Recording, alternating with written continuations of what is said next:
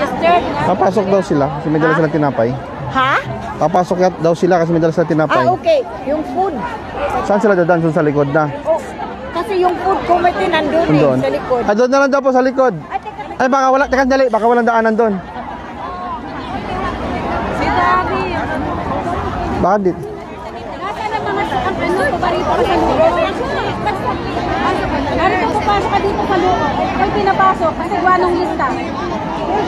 Oo, kailangan ng saglit lang. Parang ano dito tayo papasok yata. Yan, doon. Walang stage. O, pila na kayo sa Netherlands. May pilang Netherlands. O, punta na kayo doon lahat sa mga taga Netherlands.